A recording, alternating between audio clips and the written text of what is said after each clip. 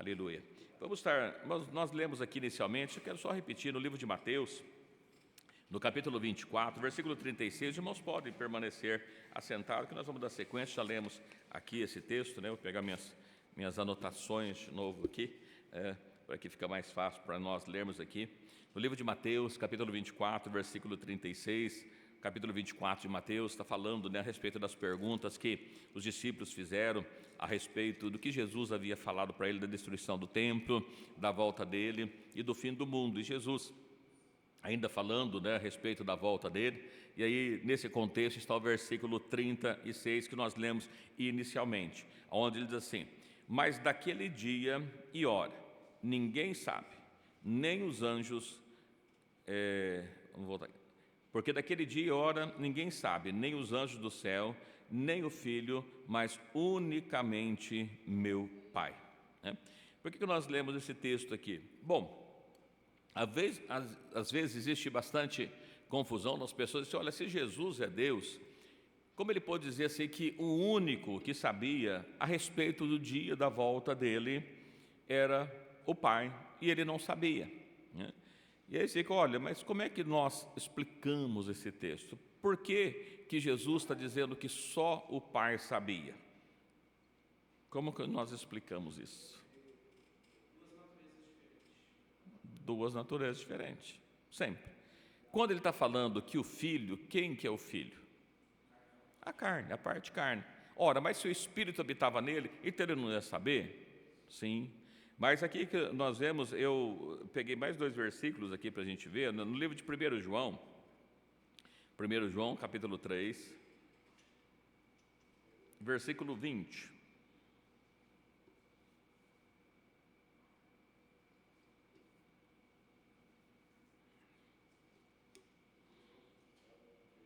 Primeiro João, capítulo 3, verso 20. Quem achou pode ler, irmão, irmã, fique à vontade. Nosso coração nos condena, maior é Deus do que o nosso coração, e conhece todas as coisas. Bom, primeiro eu peguei esse texto para dizer, olha, Deus conhece todas as coisas, não só o dia da volta, mas conhece todas as coisas. E na epístola de João escrevendo que Deus, se o coração condena, maior é Deus que conhece o coração, mas não só o coração nosso, Ele conhece todas as coisas. E aqui é dito que o Pai conhece todas essas coisas. Bom, e Jesus como Filho? Por que às vezes, olha, mas está falando que o Pai só sabia, Ele não sabia. E aí eu quero ler mais um texto com os irmãos do livro de Filipenses, capítulo 2, versículos 5 e 6. Sei que os irmãos conhecem, mas talvez tenhamos até lido por esses dias que nós lemos, né? Mas é importante nós frisarmos esse texto.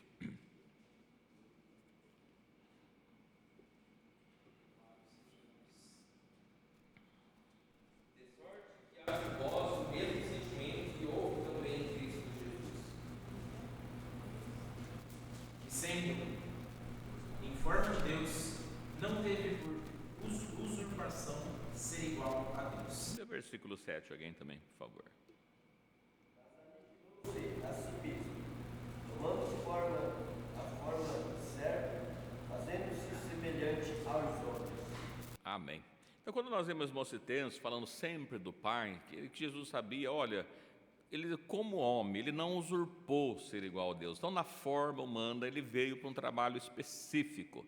Ele veio para a salvação da raça humana. Por diversas vezes ele atuou como Deus, mas em forma humana, né? Como em forma humana, nunca ele usurpou ser igual a Deus, passado aquilo que foi para o seu ministério terreno, aquilo que estava proposto para o seu ministério terreno. Então, coisa assim, olha, o filho não sabe, então, mas não é que o filho não sabe, então Deus não sabe? Não, Deus sabe, mas o filho não é Deus? Sim, o filho é Deus, mas habitando nele toda a plenitude da divindade que estava ali, como Deus ele sabia todas as coisas, assim como nós já lemos. Olha, Isaías diz que o Senhor nosso Deus, ele não se cansa e nem se fadiga, não é? Nós lemos ali em João capítulo 4 que Jesus, ele parou ao poço e assentou-se porque ele estava cansado. Ora, se Deus não fadiga e Jesus é Deus, por que ele estava cansado? Porque era carne, a parte carne. Então, sempre nós tratamos, irmãos, aqui a respeito da morte de Cristo, da separação que houve. Se nós não ficar para nós não ficarmos claro as naturezas distintas de Deus, isso sim é distinto, né? Não pessoas distintas, mas naturezas distintas, a humana e a divina, a gente nunca vai conseguir entender, vai ficar sempre um nó na cabeça quando alguém lança uma pergunta para nós. Olha, mas ele não sabia? Como homem, não. Como Deus, sim. Assim como homem, ele sentia cansaço. Como Deus, não. Como homem, ele tinha fome. Como Deus, não. Que havia essa dupla natureza. Então, quando diz assim, olha, a respeito do dia, Jesus explicando para eles, Jesus poderia ter dito para ela, o dia do arrebatamento, o dia que vou voltar nas nuvens, vai ser em tal data. Ele poderia ter dito. Não, mas ele não usurpou-se igual a Deus. A parte humana, ele se despiu totalmente. Então, Jesus não tinha nenhum problema de memória, Jesus não era uma pessoa que tinha algum problema, não era isso. É que ele estava ali falando como homem, todas as vezes que ele falava como homem, que ele agia como homem, ele agia exatamente como homem mesmo, né? Então, é o texto que diz que ele se despiu. Então, ele não era Deus, e naquele corpo habitava toda a plenitude do Espírito. Então, o que é o Pai? O Espírito. E a parte humana? O Filho. Então é importante nós entendermos sempre esses textos todos que nós ouvimos sempre dizendo, olha, alguns questionamentos que parece que o texto fica parecendo que tem duas pessoas. Não tem duas pessoas, existem duas naturezas. E a natureza humana, ele nunca se usurpou ser igual a Deus. Por isso que nós vemos, mas Deus conhece todas as coisas. É importante isso porque lá em João mesmo diz assim que Deus é Espírito, né? E também em João diz assim que Deus nunca foi visto por ninguém. Mas se Deus nunca foi visto por ninguém, e Jesus é Deus, como que eu fico? Ele complementa, diz assim, mas o Filho do Homem é o que faz com que a expressa imagem que nós conhecemos, nós vimos através dele, ele o revelou, Jesus revela a Deus. Então nós vemos dessa forma porque Deus é Espírito, não tem como alguém ver Espírito. Se nós entendermos que Deus está aqui conosco nessa noite, os irmãos creem que Jesus está aqui nessa noite? Na onde? É Espírito, né? Cadê? Me mostra ele, né? Então não tem jeito, né? Porque mostrar porque ele é Espírito, mas dá para sentir. É exatamente como o vento. Se nós perguntarmos assim, olha, está ventando? Você olha assim, eu não sei. A hora que você olha lá fora, você sente o vento, está ventando. Ou você olha pelas folhas, vê elas balançando, olha, está ventando. Mas cadê o vento? Olha, ele que está agindo ali. Então da mesma forma, Deus a gente não consegue ver porque ele é Espírito, né? Mas Deus, ele se revelou através de Cristo. Então, quando nós vemos esses textos, qual que é a grande dificuldade? Tem dois deuses. Não, até porque, irmãos, voltando ao tema que se diz, olha, são três pessoas distintas, mas coigual, coexistente. Espera aí, se elas são coiguais, elas têm que ser exatamente iguais. Então, como as pessoas dizem, olha, Deus criou, o Pai criou, o Filho criou, o Espírito Santo criou, dizendo que são três pessoas. Ora, se foi um, foi outro, vê que Deus criou, depois fala que Jesus que criou. Ah, sim, porque são três pessoas dizendo, não foi Deus. É que acontece que ele é Deus, mas ele tinha duas naturezas, a natureza humana mesmo e a natureza divina. Não tinha outro jeito. A Bíblia fala que sem derramamento de sangue não tem jeito, não tem remissão de pecados. E o Espírito, como é que poderia derramar um sangue? É impossível. Então, por isso que Jesus derramou o seu sangue. Muito bem. Quando nós vemos ainda em Lucas, capítulo 22, verso 42, estou trazendo esses textos para os irmãos, eu sei que os irmãos conhecem, mas a Bíblia fala que quando nós somos perguntados a respeito da nossa fé, nós precisamos estar aptos para responder, né, com nervosismo, não é isso? Com mansidão, a respeito da nossa fé. E quando nós não conhecemos, nós ficamos nervosos, então nós precisamos conhecer, para que nós possamos entender. As pessoas às vezes questionam, né? Aí esse texto, aí Lucas 22, 42, lê alguém para nós, por favor.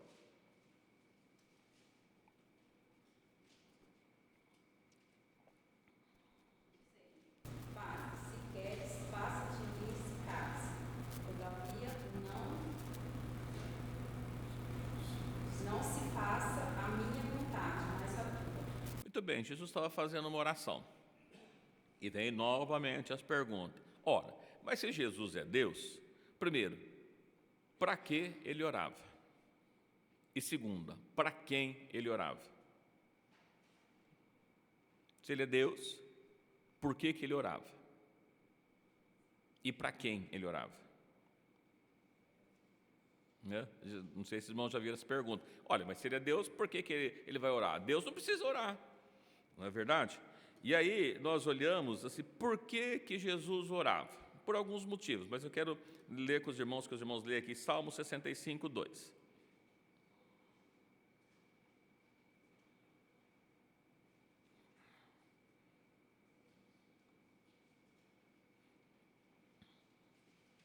Salmo 65, 2.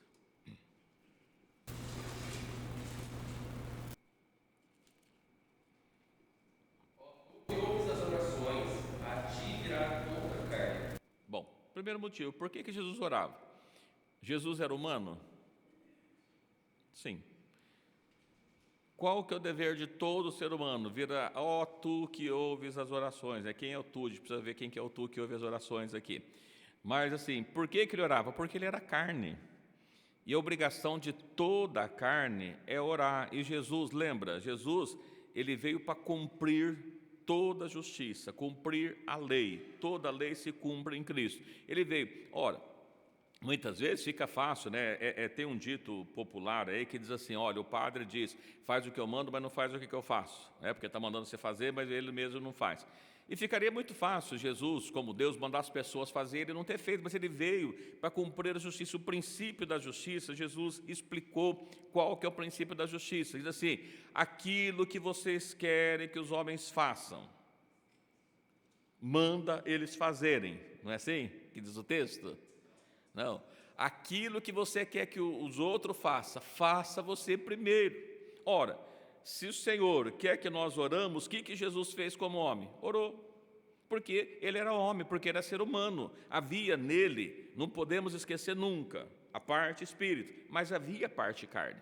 E a parte carne, como nós dizemos para os irmãos, não era um super-homem, era um homem que sentia frio, fome, que sentiu sede, que sentiu cansaço. Era um homem igual a todos os demais. Então, por que ele orava? Porque ele era homem. Então, é o primeiro ponto. Por quê? Porque ele era homem. Além de ser homem, por que mais que ele orou? 1 Pedro, capítulo 2, versículo 21.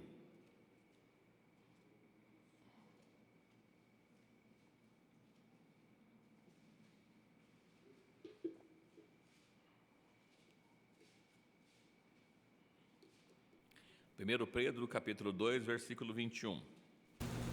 Porque para isso sois chamados, pois também Cristo padeceu por nós, deixando-nos o exemplo, para que sigais as suas pisadas. Nós poderíamos ver João 13 também, a respeito do lava-pés, que ele deixou o exemplo. Olha, Jesus como homem deixou exemplo, mostrou como é que se fazia, como precisava fazer. Quando ele mandou que nós amássemos os nossos inimigos, é porque ele fez isso também. Quando ele mandou que nós obedecêssemos a palavra, porque ele também fez dessa forma. Então, quando nós olhamos para cá e vemos Pedro dizendo, olha, porque para isto fossem chamados, pois também Cristo padeceu por nós. E além de padecer por nós, deixou-nos o exemplo, para que nós sigamos as suas pisadas. Ele mostrou para nós o que deve fazer. Então, por que a igreja precisa orar? Porque Jesus orou como homem. Por que a igreja precisa jejuar? Porque Jesus, como homem, jejuava. Por que nós precisamos perdoar? Porque Jesus, como homem, também perdoou. Por que precisamos ser batizado? Porque Jesus, como homem, também foi batizado. Ele deixou o exemplo em tudo. Tudo que ele deixou para a igreja, ele fez exatamente como nós devemos fazer. Então, primeiro, por que ele orava? Porque ele era humano. E o salmista diz, nós vemos que os salmos são lei, também profecias, muitos salmos são profecias assim, tu que ouves as orações, falando com Deus, a ti virá toda a carta. Então, como homem, ele precisava orar. E ele também deixou para nós o exemplo, porque como homem, ele deixou o exemplo. Então, apesar de ser Deus, mas era homem. E como homem, ele deixou o exemplo para cada um de nós. Bom, e se ele deixou o exemplo para nós, e ele orava, mas para quem que ele orava, que é uma outra pergunta que as pessoas que creem na Trindade, o pai orava, o filho orava para o pai. E aqui nós vemos assim, para quem que ele orava, se ele era Deus? Para o Espírito. Mas aí nós vemos, e quem que é que responde? O Espírito ou Jesus? Jesus é Espírito? Olha em João, vamos lá para o Evangelho de João de novo. João 14, marquei aqui e ficou meio confuso a minha marcação aqui, que eu marquei dois versículos e peguei só um. Deixa eu ver qual que é o correto. João 14, 13. 13 e 14, vamos ler os dois, né? Primeiro não, João, Evangelho de João, capítulo 14, versos 13 e 14. Em meu nome eu o farei, para que o Pai seja glorificado no Filho. Ora, quem que responde às orações? Olha o que Jesus falou. Tudo quantos pedires em meu nome, o Pai fará. Não é isso? O Pai, mas o Espírito, eu, Jesus, para que o Pai seja glorificado no Filho. Se pedires alguma coisa em meu nome, eu o farei. Quem fará? Jesus. Então, quem responde às orações segundo o Salmo 65? Deus. Deus responde às orações. Quando nós olhamos para o Evangelho de João 14, quem que responde às orações? Jesus. Mas por que Jesus responde às orações? Porque Ele é Deus. A parte carne, nós estamos falando, a parte humana, não. Agora Ele estava falando aqui que Ele iria, não se turbe o vosso coração, credes em Deus, credes em mim. Ele estava falando que para a casa do meu pai havia morado. Ele estava deixando para as pessoas assim, e se vocês pediram no meu nome, eu vou fazer. Então, por que Ele iria fazer? Não mais como a parte humana, mas como a parte espírito. Então, Ele, a parte espírito, é a parte de Deus. Então, para quem que Ele, como homem, orava? Para a parte espírito, evidentemente. Então, as pessoas às vezes têm dificuldade de dizer, não, mas é dois, porque Jesus era o esquizofrênico, né? Eu já vi pessoas assim, porque Ele orava para Ele mesmo. Não, Ele não orava para Ele mesmo. A parte humana orava para a parte espírito. Parece confuso, né? Mas se nós não conseguirmos entender as duas naturezas de Jesus, não faz sentido mesmo. Mas se nós conseguirmos entender as duas naturezas de Jesus, fica claro de nós entendermos, porque Ele era homem, 100% homem, então precisava cumprir toda a justiça, porque Ele deixou o exemplo de tudo para nós. Tudo. Não foi alguma coisa que Ele deu exemplo, Ele fez tudo. Então, quando Ele mandou fazer, o princípio da justiça, como nós falamos para os irmãos, exatamente isso. Ele mandou fazer porque Ele fez, como homem. Como Deus seria muito fácil Ele fazer, nem daria para fazer, porque imagina como Deus, como Espírito, como é que Ele ia derramar o seu sangue? Embora outro dia nós lemos aqui, né, que o Espírito Santo foi comprado com o Espírito Santo que derramou o seu próprio sangue. O próprio Espírito derramou o sangue. Olha, como? Através da carne, através de Cristo. Então é isso que nós estamos mostrando para os irmãos, pegando alguns textos que às vezes parece difícil. Em todos esses textos aqui, irmãos, é textos que as pessoas às vezes pegam e põem. Não faz sentido, porque se são Ele é o único Deus, eu não precisava orar. Não, Ele precisava porque tinha a parte humana. A parte humana precisa fazer. Então, precisa ficar claro para nós que cremos em um único Deus, que esse Deus, quando Ele se manifesta, quando Ele vem ao mundo e quando Ele está no mundo, Ele tinha duas naturezas, humana e divina. E como parte humana, Ele realizava tudo como parte humana, inclusive não sabia o dia, mas como Deus sempre soube, né? Parece difícil porque a nossa mente às vezes parece que não encaixa, a gente já começa olhando e vendo assim, estamos tão acostumados do pai, o filho, e fica, mas como que é isso, né? Parece que é mais fácil de entender, mas imagina, 3 pessoas iguais, é igual, não tem diferença, e se elas são igual, ela não pode ser distinta, distintas são diferentes. É importante a gente ter esses conceitos na nossa vida. Bom, já falei com os irmãos em outras ocasiões, mas eu quero ler Mateus capítulo 13, Mateus capítulo 3, versos 16 e 17. Depois eu vou ler Marcos e Lucas também, para a gente pegar todo o contexto, que é repetido nos 3 evangelhos. Lembrando sempre os irmãos, né, o livro de Mateus, Marcos, Lucas, eles são chamados de evangelhos sinóticos, né? Não sei se os irmãos já ouviram falar nisso, porque eles são parecidos, eles narram normalmente as mesmas histórias, às vezes algumas palavras diferentes, mas eles contam os mesmos milagres, a vida de Jesus, um mais longo, outro mais curto, né? Mas todos os evangelhos, só João que é diferente. Mas aqui no livro de Mateus, capítulo 3, versos 16 e 17, os irmãos e irmãs que sentirem, pode ler por gentileza. E sendo Jesus batizado, saiu logo da água, e eis que se lhe abriram os céus, e viu o Espírito de Deus descendo como pomba e vindo sobre ele. E eis que uma voz dos céus, este é o meu filho amado, em quem me comprazo. Muito bem.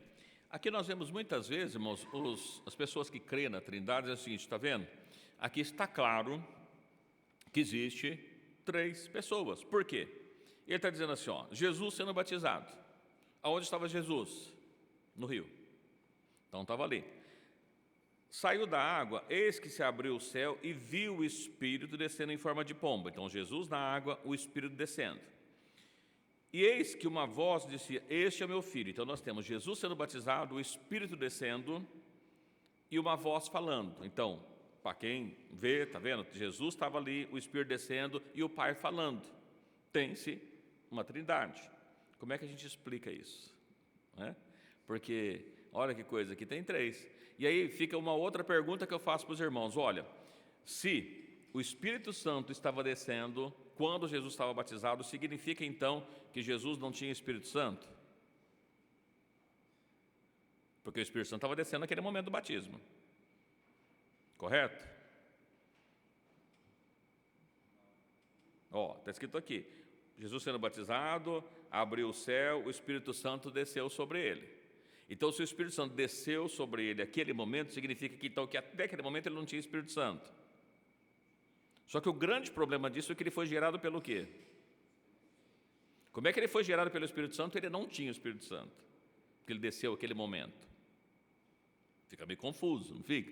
Mas e como é que nós explicamos isso aqui então? Ó, mas antes de nós explicar, sei que os irmãos já sabem, nós já lemos outras vezes esse texto, mas no livro de Marcos, Marcos também escreveu sobre isso. Livro de Marcos, capítulo 1, versos 10 e 11. Marcos 1, versos 10 e 11.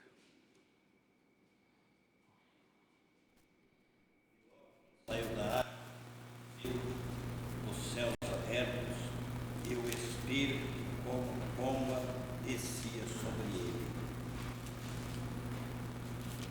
E ouviu-se uma voz dos céus que dizia, tu és o meu filho amado, em quem me compraste. Bom, que é o mesmo texto, nós ouvimos a mesma coisa. Olha, Jesus saindo da água, o céu aberto, o Espírito como pomba descendo, né? Lembrando para os irmãos, o Espírito Santo não é uma pomba. Aqui tinha uma forma de uma pomba descendo sobre ele e uma voz dizendo, tu és meu filho amado. Se ele era filho, logo o pai estava falando, né? E para completar o outro evangelho, o evangelho de Lucas, capítulo 3. Lucas 3, 21, 22.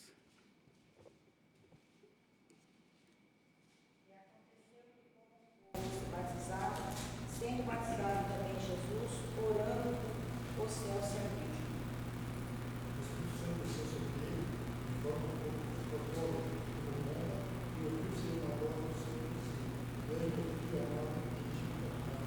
Primeiro texto, né? Era só sendo batizado, o céu abriu, ele estava orando, o Espírito Santo desceu em forma corpórea de uma pomba, uma voz do céu, tu és meu filho amado, em ti tenho me comprazido e tenho prazer em ti. Bom, e aí, como é que se fica essa, para nós explicarmos para quem nos pergunta então? Nós já falamos outras vezes para os irmãos, mas como é que a gente explica isso aqui então?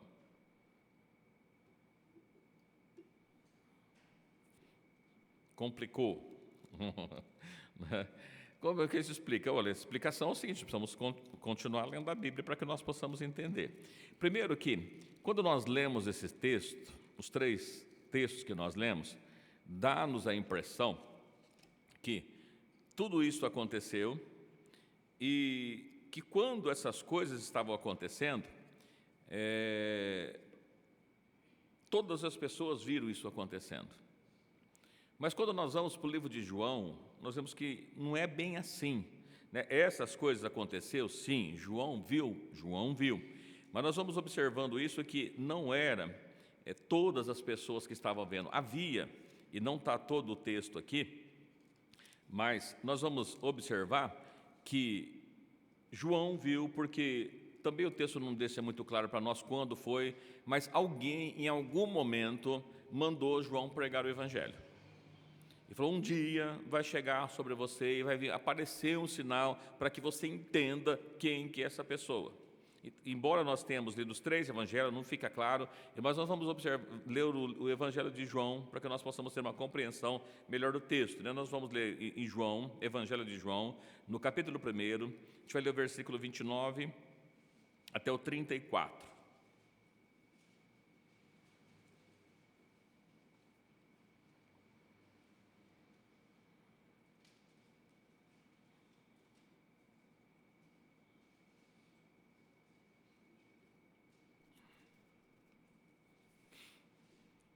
João 1, versículo 29 até o 34. No dia seguinte, João viu a Jesus, que vinha para ele, e disse: Eis o Cordeiro de Deus, que tira o pecado do mundo. Este é aquele do qual eu disse: Após mim veio um homem que foi antes de mim, porque já era primeiro do que eu. Verso 31. Eu não o conhecia, mas para que ele fosse manifestado a Israel, vim eu, por isso batizando com água.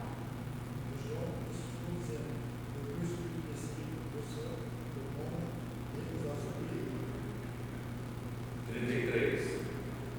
Eu não o conhecia, mas o que me mandou a batizar com água, esse me disse: sobre aquele que vires descer o Espírito, e sobre ele repousar, esse é o que batiza com o Espírito Santo.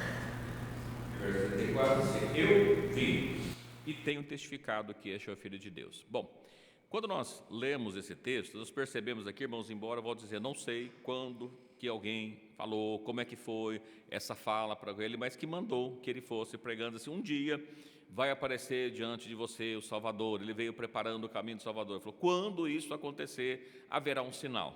Qual o sinal? Esse que nós lemos nos capítulos anteriores, né? nos textos anteriores, evangelhos anteriores. Então nós observamos aqui que, embora João Batista e Jesus fossem primos sanguíneos, né? Eles nunca se encontraram. Então nós vemos aqui, pessoal, eu não conhecia, João não conhecia, mas para que ele fosse manifestado a Israel, vim e por isso batizando com água. E João testificou, João falou dizendo: eu vi o Espírito descer do céu como uma pomba e repousar sobre ele. Veja, se nós estivermos todos juntos e o céu abrir, todo mundo vê, há necessidade assim: eu vi isso acontecer? Está todo mundo vendo. Mas João, ele diz assim: não, eu vi o céu aberto e sobre ele descer o Espírito como pomba, repousar sobre ele. Versículo 33, eu não conhecia, mas o que me mandou batizar com água, ou seja, alguém havia mandado, provavelmente o próprio Espírito Santo havia mandado ele de alguma maneira, né, que a Bíblia não relata isso, mas eu não conhecia, mas o que me mandou batizar com água, esse me disse: sobre aqueles que vires descer o Espírito e sobre ele repousar, esse é o que batiza com o Espírito Santo. Verso 34, eu vi e tenho testificado que ele é o Filho de Deus. Eu tenho certeza que ele é o Filho de Deus. Por quê? Porque foi confirmado tudo aquilo que foi prometido que iria acontecer, aconteceu. Então João viu. Quando nós lemos os 3 evangelhos, dá essa impressão que todo mundo está vendo, mas quando nós lemos o evangelho de João, nós percebemos que João viu. Por quê? Foi um testemunho. Quando foi mandado, disse: um dia isso vai acontecer, ele viu, era confirmação daquilo que havia mandado ele fazer. Então nós vemos que, olha, tem 3 aqui? Não, não tem 3. O que está acontecendo era só uma confirmação para João daquilo que deveria acontecer, para que confirmasse que Jesus era o Cristo, que Jesus era o Salvador, que Jesus é o Messias prometido. Então João que viu. Então dá essa impressão: está vendo? Tem 3, está vendo a voz, tem o Jesus, tem o Espírito Santo. Foi uma visão que João teve, que João viu, porque foi prometido para ele, não foi prometido para todos. Então não é que todas as pessoas viu. Diz que isso aconteceu, o contexto lá nos evangelhos anteriores era que João estava batizando e isso aconteceu. E João testificasse: eu vi e estou testificando para vocês que isso aconteceu porque foi falado para mim. É isso que está na Bíblia aqui. Então não tem contradição bíblica, não tem 3, é só Jesus mesmo ali, ele como Deus, uma confirmação de que ele é o verdadeiro Deus. João não conhecia Jesus ou o Espírito Santo? Eu não conhecia. De quem que ele estava falando? De Jesus. João não conhecia Jesus. nunca se encontraram, embora fosse parente. Assim como a gente, tem muitos parentes que a gente nem sabe que sabe que existe, mas não sabe quem é porque nunca viu. Às vezes acontece, né? Um parente. E aí foi o que aconteceu. Então, João não conhecia Jesus. João conhecia o Espírito Santo? O que os irmãos acham? Olha, como é que ele saiu pregando o Evangelho? Pregando o batismo, ele não conhecia o termo de assim, olha, que haveria se manifestado, mas aquele que me mandou, quem que mandou? Ele foi impulsionado pelo Espírito. Mas é tão interessante isso, porque quando a gente olha o contexto histórico, se nós olharmos para a lei fala que havia muitos sacerdotes, mas havia um sumo sacerdote, sempre. Na época de Jesus, o Evangelho de Lucas, acho que menciona, né, que na época de Jesus foi levado lá para ser preso, havia-se 2 sumos sacerdotes, Anás e Caifás. E aí, quando a gente observa, o que estava acontecendo ali? Por que havia 2 sumos sacerdotes? Eles eram da tribo de Levi? Anás e Caifás? Não. Era um cargo político. Roma os nomeou como sumos sacerdotes. E havia 2, a lei mandava ter 1. Quando nós voltamos um pouquinho, pessoal, por que João está fazendo esse papel? João era filho de quem? Quem que era o pai de Jesus? Zacarias. Zacarias, quando ele teve a visão que falou com ele, estava na onde? No Santo dos Santos, fazendo a expiação pelo povo. Só entrava no Santo dos Santos quem? O sumo sacerdote. Zacarias era o sumo sacerdote, da tribo de Levi. Se os irmãos lerem o texto, os irmãos vão perceber que além de Zacarias ser da tribo de Levi, Isabel também era da tribo de Levi. Então, João era um sacerdote da tribo de Levi, de fato. João foi pregando. Por que ele não pregou no templo? Porque o templo se tornou um lugar político, e por isso que ele foi para o deserto, pregando para o deserto. No templo não havia lugar para o sacerdote, não havia lugar para Jesus, por isso que Jesus foi para fora. Tantos templos hoje, evangélicos, não tem lugar para Jesus, embora fala de Jesus. Sim. Se fosse realmente Deus falando isso para o meu filho amado aqui com caso, falando para todo mundo, todas as pessoas que estavam lá, acho que seria semelhante ao que foi com o povo de Israel, né? Quando Deus falou com todo o povo, não foi só uma voz falando, mas foi um monte tremendo, ardendo, cozidas tocando. Então, se fosse uma coisa real, realmente não seria só a voz, né? Porque quando Deus falou com Elias, por exemplo, ele falou só com ele, era uma voz de lança, mas quando Deus falou com todo o povo, ele mesmo do céu, aí ele...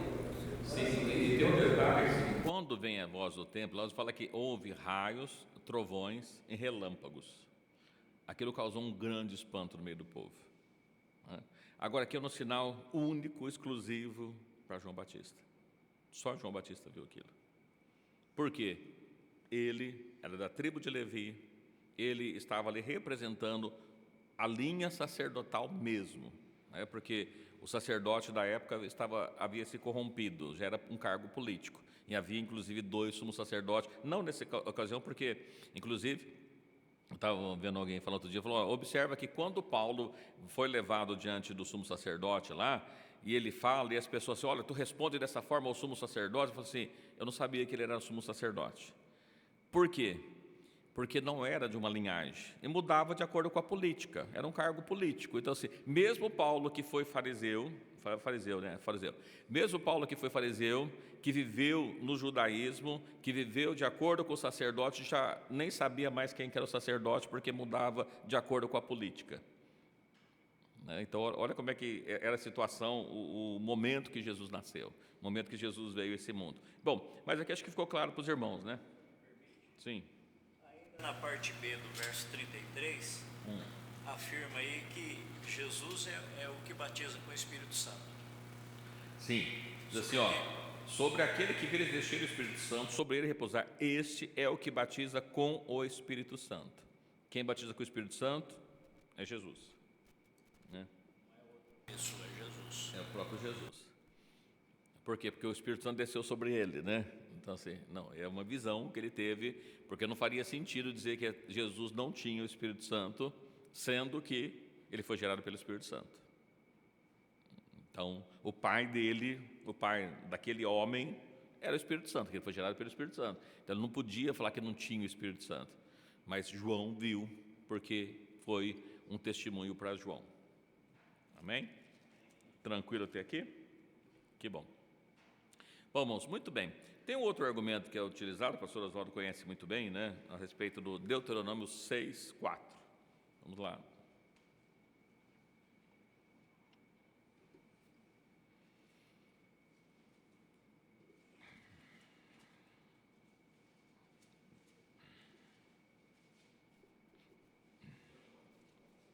Deuteronômio 6:4. É um texto bastante conhecido, né? Vou pegar uma parte dele aqui. Alguém achou? Ouve Israel, o Senhor nosso Deus é o único Senhor. Muito bem. O texto diz que é o único Senhor. E aí, por que eu estou pegando esse texto? Porque as pessoas, principalmente os mais recentes, trinitários, assim, não, mas a gente acredita que Jesus, que Deus é um só mesmo. Só que é um três, mas essa palavra único aqui, segundo o hebraico, é o Ehad, e ele é usado também por outros textos, como por exemplo em Gênesis 2:24. Então vamos ler lá em Gênesis 2:24. Está dizendo que esse único é a mesma palavra hebraica que está lá em Gênesis 2:24.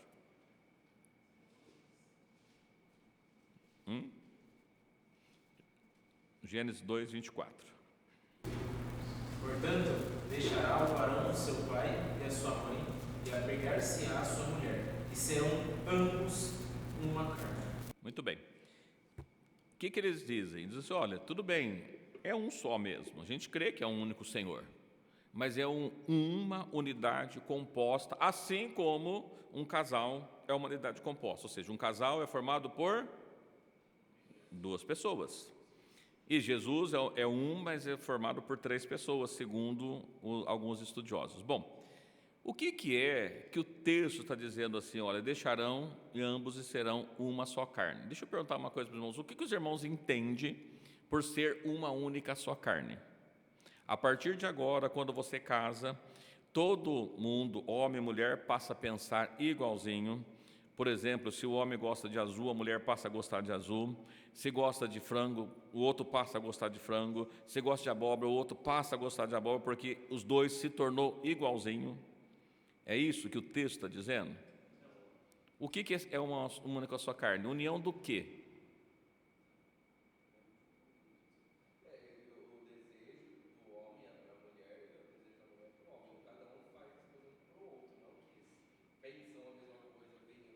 Sim, não é união de propósito.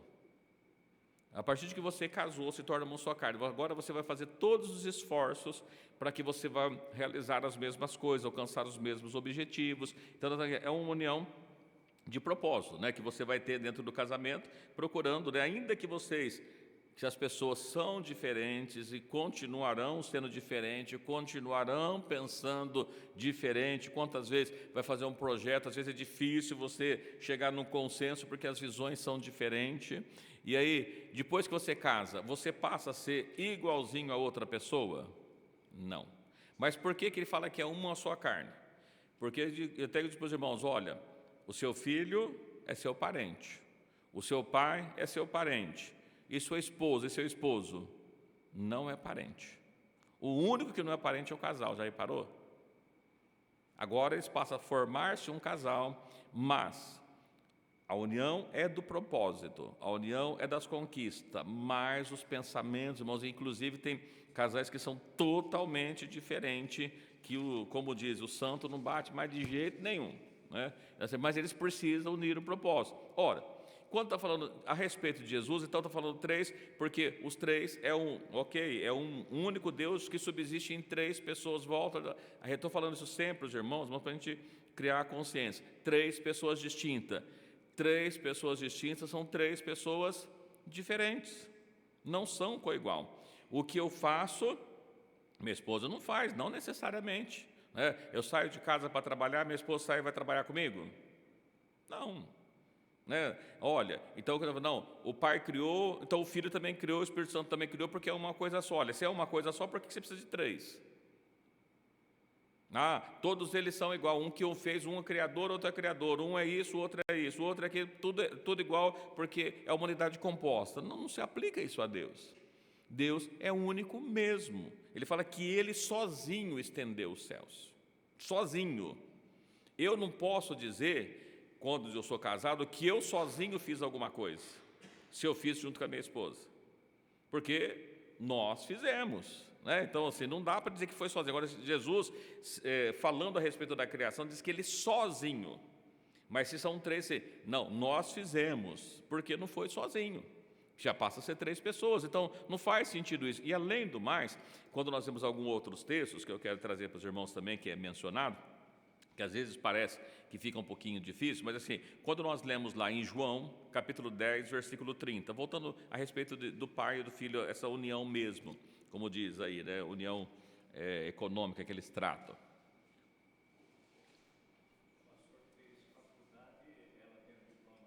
Tem um conhecimento que o pastor adquiriu na faculdade. Pois é, não se aplica, né, são coisas diferentes, usado para coisas diferentes, né? Eu e o Pai somos um. Olha, muito bem. Eu e o Pai somos um. Por que está isso no plural? Porque somos. São 2 naturezas. Nós voltamos para a dupla natureza. Se nós não entendermos a dupla natureza, não faz sentido. Porque Ele, carne, espírito, somos um. Está unido. Não havia divisão, estava junto. Estava ali naquele corpo. E esse pessoal falou, então tá, se o Pai veio, quem estava no céu? Ora, meu Deus, Deus enche os céus e a terra. Quando Jesus veio aqui, imagina, Deus vindo à terra, assumindo a forma humana, como é que ficou o céu? Quem cuidava dele? Como é que ficou os outros países? Vamos pensar assim, as outras terras. Ficou um caos, porque Deus não estava ali. Se Deus estava ali, não, Ele enche os céus e a terra. Ele não se limita a um corpo, ainda que naquele corpo estava toda a plenitude, ou seja, todo o poder estava com Cristo, naquele homem, mas mesmo assim, ainda estava no céu. Por isso que nós vemos lá em João, né, que diz assim, que aonde eu estou, vós não podeis ir, né? Diz assim, como assim, onde você está? Jesus estava na terra, Ele está dizendo que estava no céu. Como é que Ele estava no céu? A parte espírito estava, Ele enche todo lugar. É que a grandeza de Deus, para a nossa cabeça, muitas vezes não faz muito sentido, porque nós somos muito limitados. Mas Deus é um Deus que tem todo poder, Ele não tem algum poder. O único ser que existe, que tem todo poder, é Deus, só Deus tem todo poder. E olha que coisa interessante, estava lendo outro dia, vendo algumas coisas que descobriram recentemente, há poucos anos, né? Um tal do telescópio Hubble, que eles conseguiram descobrir novas galáxias que eles não conheciam. Veja, acho que foi 2023, se eu não me engano, que eles descobriram galáxias que eles não haviam conhecido. Depois desse período todo que o mundo foi criado, agora que eles conseguiram descobrir uma galáxia nova. Quem fez ela? Deus. E a Bíblia fala que Deus, Ele chama todas as estrelas pelo seu nome. Todas. Você olhando, eu não sei se alguém já teve o privilégio de olhar pelo um telescópio. Já alguém já olhou? Quantas estrelas você consegue contar? Não consegue. Você vê um monte de pontinho. Mesmo com telescópio, você não consegue contar as estrelas. O nosso Deus, sem telescópio, criou tudo. Tudo. E deu nome para cada coisa, que o homem ainda não descobriu, depois de 6.000 anos quase. Que está pronto, aguardando, não fez. Então, assim, como é que é insondável a mente de Deus? Para isso fica, olha, por que eu e o Pai somos um? Carne e espírito. É simples assim. Então, quando ele está falando assim, é um único Deus? Não, é um único Deus, estava ali em Cristo 2 naturezas. É isso que o texto diz. Eu peguei um texto aqui, né, quando a gente pega lá o Evangelho de João 10:30 e João 17, aí falou, se você olhar por esse texto, né, está lá, o grego que está lá é reis, né? Quando você pega em Mateus 19:5, falando a respeito de Gênesis 2, o termo grego já mudou para mim, e aí, como é que faz? Você já disse que eles falou que lá no hebraico era a mesma palavra, no grego já não é mais. E que isso muda? Então, eu preciso aprender grego e hebraico para me entender Deus? Não. Graças te dou, ó Pai, ocultasse essas coisas aos sábios entendidos e revelasse aos pequenininhos. Olha, quem mais entende de grego não recebeu Jesus, melhor, de hebraico, né? Porque os hebreus. Quem mais entende de hebreu não conseguiu enxergar Jesus. Não conseguiu ver Deus em Jesus. Via ali um homem, e hoje ainda, né, muitos ainda não reconhecem. Então, quando nós vemos esse texto aqui, fica claro para nós que está falando da carne e do Espírito. Lá em João 17, vamos ler João 17, tem um texto também, que eu já vi, vendo em debate, as pessoas quase, olha, está vendo? Aqui, olha, vamos ver o que o texto está dizendo.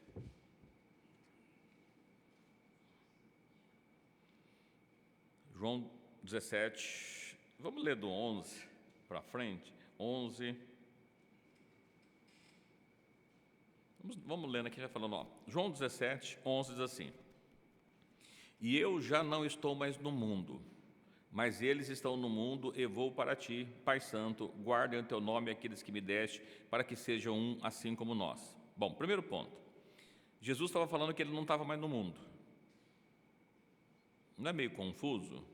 Ele não estava no mundo? Jesus estava no mundo. Ele estava ali, João 17 estava ali. E ele diz assim, mas eles estão no mundo, eu vou para ti. Ora, se Jesus ia ainda, ele estava no mundo, mas está dizendo, eu não estou mais no mundo. Aí ele continua dizendo assim, guarda o teu nome aqueles que me deste, para que sejam um assim como nós. Aí é uma outra observação que as pessoas dizem, olha, o que Jesus está falando? Que a igreja precisa ser uma como Jesus é com o Pai, assim como nós. Então, Jesus, como Pai, Ele quer que a igreja seja uma igual a Ele. Aí a pergunta, a igreja é formada por quantas pessoas? Muitas pessoas. Então, veja que ele está falando assim, então, olha, está vendo? Ele quer que a igreja seja um igual à unidade de Cristo. E o que nós entendemos aqui? Olha, se a igreja é muitas pessoas e deve ser um, assim como Cristo é em Deus, né, que ele está dizendo como é com o Pai, ele está dizendo que então, olha, a igreja é muitas pessoas, então tem muitas pessoas na divindade, é isso? Mas olha o texto, os irmãos leram o texto, o irmão vai estar falando exatamente, olha, estando eu com eles no mundo, guardava o teu nome, tenho guardado aqueles que me deste, nenhum deles se perdeu, senão o filho da perdição, falando de Judas, né, para que a escritura se cumprisse. Mas agora vou para ti, e digo isso no mundo para que tenham a minha alegria completa em si mesmo. Dê-lhes a tua palavra, dê-lhes a tua palavra, o mundo odiou porque são do mundo, assim como eu não sou do mundo. Assim como eu não sou do mundo, mas não peço que tires do mundo, mas que livre do mal. Não são do mundo, como eu não sou do mundo, santifico na verdade, a tua palavra é verdade. Veja que ele está falando a palavra de novo aqui, ser santificado na palavra. Assim como tu me enviaste ao mundo, também enviei ao mundo. Então, ele foi enviado ao mundo, está enviando as pessoas para o mundo. E por eles me santifico a mim mesmo, para que também eles sejam santificados na verdade. Eu não rogo somente por eles, mas também por aqueles pela tua palavra hão de crer em mim, para que todos sejam um, como tu és em mim, e eu em ti, que hajas também em nós, para que o mundo creia que tu me enviaste. E eu lhes dei-lhes também a glória, ou melhor, eu lhes dei-lhes a glória que em mim me deste, para que sejam um, como nós somos um. Eu neles, tu em mim, para que eles sejam perfeitos em unidade, e para que o mundo conheça que tu me enviaste e que tem me amado e que eles me têm amado a mim. Do que ele estava falando? Para ser um, como? Olha, veja, irmãos, o texto. Ele está dizendo, foi dado a palavra é que santifica, quer que seja santificado, para que as pessoas creiam. Então, o que ele está falando aqui de ser um, irmãos, essa unidade que ele está falando é na palavra, na santidade, na verdade, nos propósitos, né? Porque, olha, essa unidade que ele está referindo, exatamente como Cristo. Jesus, como homem, não usurpou ser igual a Deus. Ele poderia, mas se não, que cada um de nós possamos entender que o Espírito de Deus na nossa vida nos impulsiona para que nós pregamos o Evangelho, para que nós santificamos, para que nós falamos a respeito de Cristo, para que a cada dia santificamos a nossa vida, não porque somos alguma coisa, mas porque a palavra de Deus muda a nossa vida. Se nós tivermos a nossa palavra, é o que Jesus assim, se eu estiver em vós e vós estiver em mim, o que acontece? a gente vai dar fruto. Né? As varas, falando, se nós estivermos nele, se estiver ligado nele, recebendo dele, é a mesma coisa. Irmão Afonso Jardineiro, quando você pega e faz um enxerto numa planta, o que acontece com ela? Da onde que vem a alimentação da planta? Que foi enxertada, não fomos enxertadas na boa oliveira? Nós, os que era Jambo Jerubal, de onde nós recebemos o alimento agora? Da oliveira, fomos enxertados na oliveira. Assim como pode ser espécie diferente, mas se ela for enxertada na oliveira, quando você olhar no tronco dela, se o irmão for ali no parque, caminhar ali no Parque Raia, tem um rapaz lá, um senhor, que de vez em quando ele está lá, ele faz um monte de enxerto de orquídea no meio dos coqueiros. Aí tem um monte você olha para o coqueiro, tem uma orquídea no meio do coqueiro. Olha que legal, né? O coqueiro está dando orquídea, né? Ele está se alimentando e foi enxertado. Ainda que seja orquídea, mas agora ela faz parte do mesmo caldo. Então, assim, o que Jesus está falando? Dessa mesma questão de nós nos santificarmos, ser um com Ele em espírito, em verdade, em santidade, porque se o Espírito de Deus habitar em mim, habitar nos irmãos, nós temos o mesmo corpo, fazemos parte do mesmo corpo. Inclusive, Jesus fala a esse respeito, dizendo assim, que nós somos como exatamente os corpos, né? Que nós temos diferentes dons, diferentes propósitos, não, diferentes funções, assim exatamente como um corpo. Então, o corpo é o mesmo, mas a cabeça é uma só, não é uma cabeça diferente. Então, quando ele está falando aqui de nós, olha, que a igreja seja um assim como nós somos, olha, como que eles é? A parte humana com a parte do espírito tinham uma unidade perfeita. Jesus nunca tentou fazer aquilo que não era proposto para ele fazer, porque era Deus. Ficou revoltado. Se tu és o Filho de Deus, desça daí e nos tira daqui. Jesus, eu sou o Filho de Deus, se você quer ver, desceu da cruz. Não, ele tinha de cumprir aquilo. Ele permaneceu naquilo. Eles não sabem o que estava acontecendo. Pai, perdoa, eles não sabem o que está fazendo. Eu poderia ter mudado? Poderia. Mas ele não fez porque havia uma unidade, havia união de propósito, e ele cumpriu exatamente isso. O que a igreja precisa? Estar unida em Cristo. Aí sim, nós somos muitos membros, mas essa unidade não está se referindo porque a igreja são muitas pessoas, então Cristo tem 3. Não faz sentido. Sim. Apocalipse 5, ele vai falar que Deus sobre um trono, a destra, o livro, para que ele fala, ele João vê e começa a chorar, e porque não havia um digno de abrir esse selo.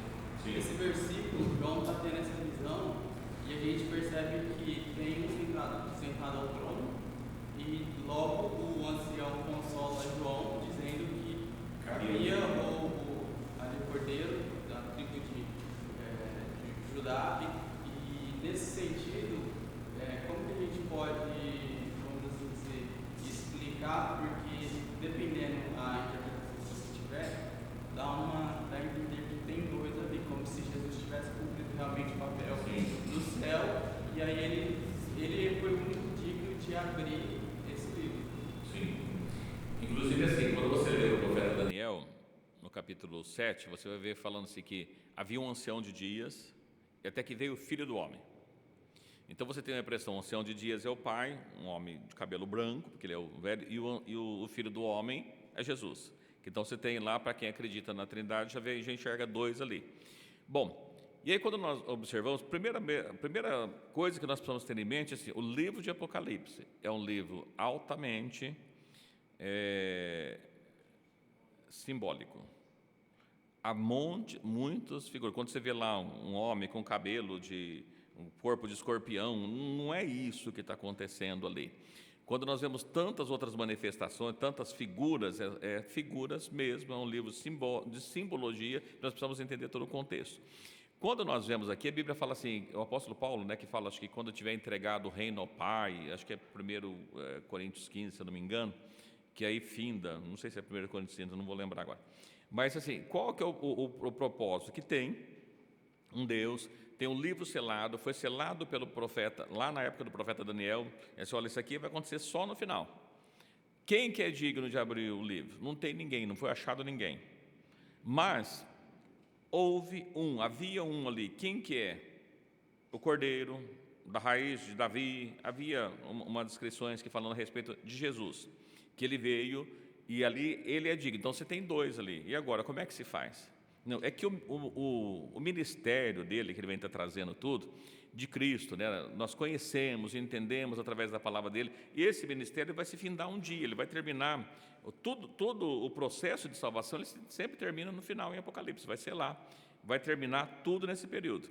E nós vamos ver, ainda que você tenha a impressão que parece que tem duas pessoas, não tem, você tem uma figura apontando, né? Que estava ali, um ancião de dias que estava ali, ó, o livro está selado, está na mão dele, ninguém vai abrir, mas Jesus venceu como homem, e agora ele dá para João, olha, ele vai poder abrir o livro. É uma figura a respeito de Cristo, que parece ser duas pessoas, mas não tem duas pessoas, só tem um mesmo, é só uma figura que nós precisamos entender, que primeiro que se nós entendermos que não tem três, fica mais fácil nós entendermos.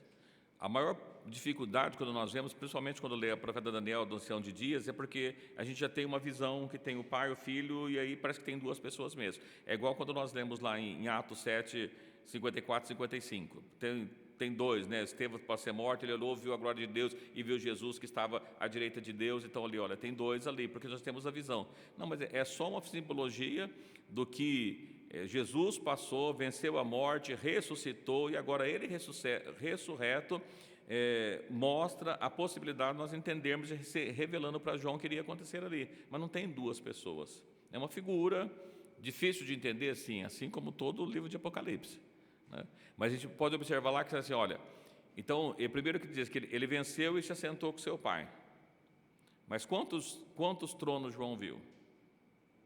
Um e um assentado. É lógico que depois tem os 24 anciãos, então tem mais 24 tronos.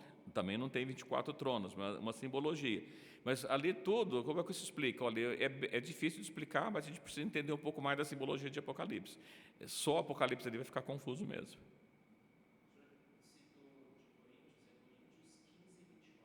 15 e 24?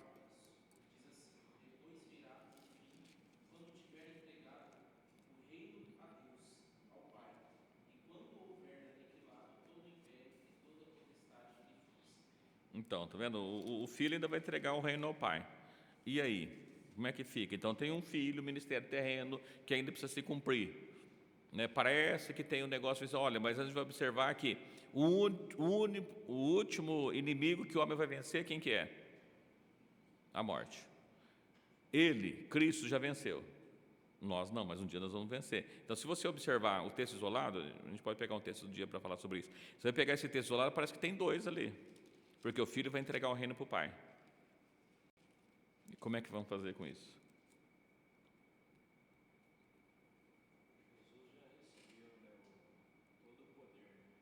Sim. A gente vai pegar esse texto outro dia, a gente não vai ter tempo para falar sobre ele, mas a gente vê se consegue trabalhar um pouco melhor essa visão. Mas é complicado, eu sei o livro de Apocalipse todo, mas tem o ministério de Cristo, né, de levar a igreja, de ser salvo, de ser liberto. Quando nós observamos que nós teremos o milênio com Cristo, Cristo ainda virá para reinar, nós reinaremos com Ele. E aí, como é que faz? Então tem dois, né?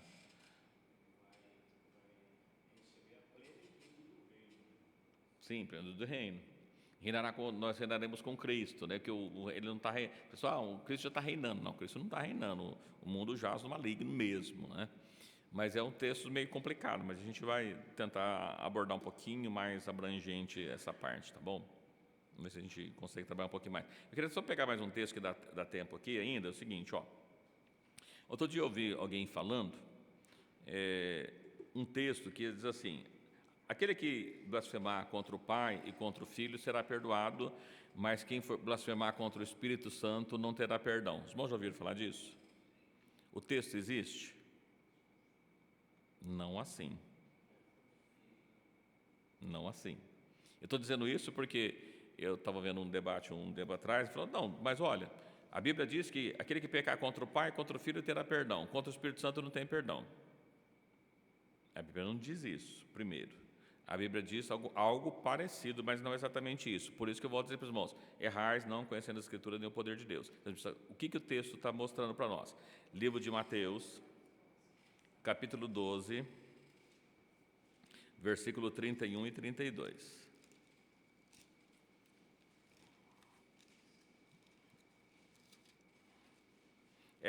que parece coisa, irmãos, se a gente não lê o texto, parece que ficou, que parece que está certo, né? E a pessoa falou e o outro não percebeu.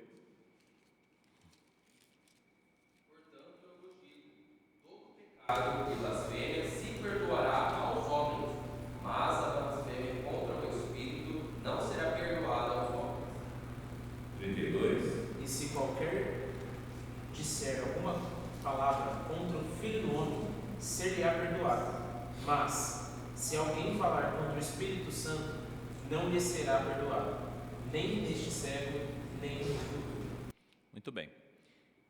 Ora, primeiro que o texto não fala contra o pai, contra o filho. Fala contra o filho. Se você pecar, contra o filho, contra o Espírito, não. O contexto que acontece aí é porque Jesus expulsou espíritos malignos. Ele expulsa demônios pelo espírito de Beelzebul. Então, ali ele está dizendo que havia uma blasfêmia contra Jesus, porque estava acusando Jesus de expulsar demônio pelo espírito de Beelzebul. E aí, nesse contexto, diz assim: olha, eu vos digo, todo pecado de blasfêmia se perdoará aos homens. Então, os homens blasfemar contra os homens, vai ser perdoado, não tem problema. Mas a blasfêmia contra o Espírito Santo não será perdoada aos homens. Se alguém disser alguma palavra contra o Filho do homem, será perdoado. Mas se alguém falar contra o Espírito, não será perdoado nem neste século, nem no século futuro. Olha, do que Jesus estava falando? A blasfêmia que vocês estão falando contra mim, Jesus, homem, até é perdoada. Por quê?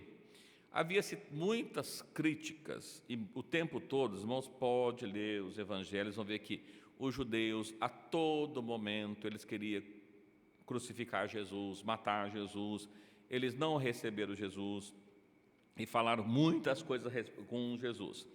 E o que Jesus estava falando é o seguinte: olha, se vocês falarem contra a parte humana, vai ser perdoada. Porque vocês não acreditam na descendência, não acreditam nem nos milagres. Tem um texto que Jesus fala: olha, se ai de ti, Betsaída, porque se fizesse esses milagres aqui, né, olha, as pessoas se converteriam, mas vocês nem deram bola para isso. E as pessoas não creram em Jesus. Então, como homem, vocês podem até blasfemar contra a parte humana. Porque se nós falarmos que você pode blasfemar contra o Espírito, quem que é o Pai? Não é o Espírito.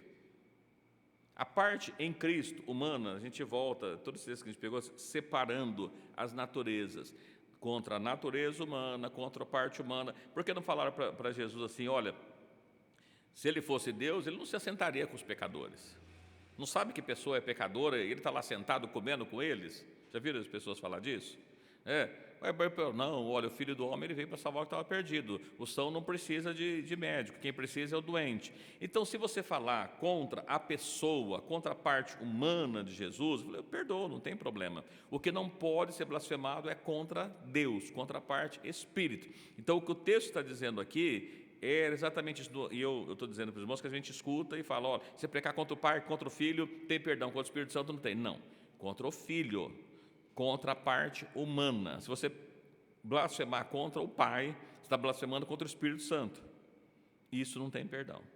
É isso que Jesus falou aqui. Então a gente precisa ler o texto, entender o texto, assim, não é isso. Ele estava criticando a pessoa de Jesus, que veio da descendência de Davi, que veio de José, a família era pobre, não receberam ali a família, não entendia que ele era o Salvador, falou: até aí tudo bem, mas contra a parte espírito, essa não pode ser blasfemada. Sim.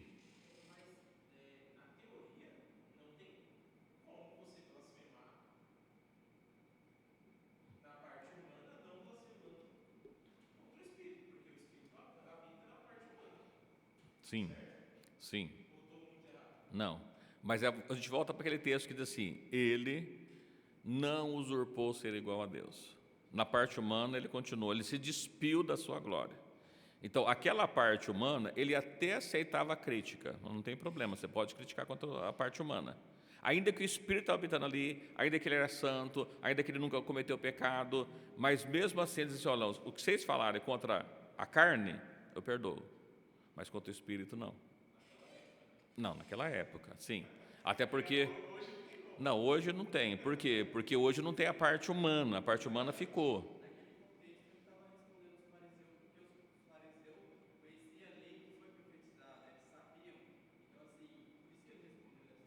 Sim.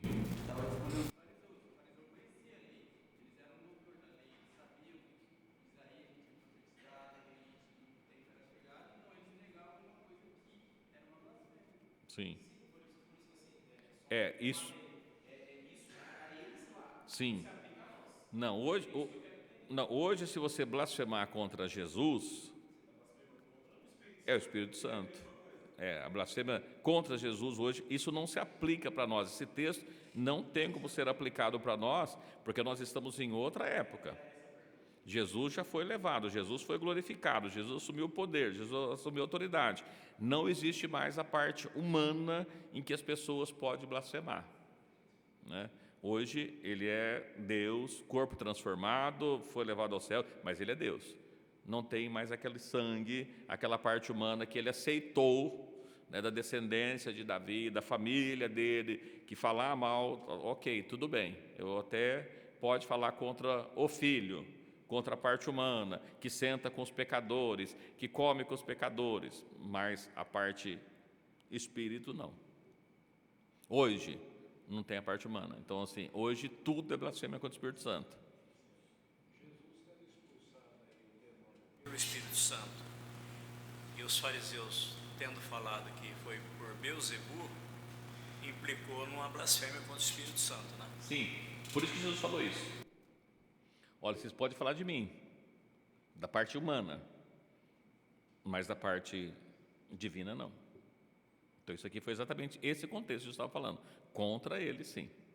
Porque Jesus não expulsou os demônios pela parte humana, porque quem pode fazer isso é só a parte divina. Então, sim, Jesus estava falando exatamente disso. Isso não vai ser perdoado.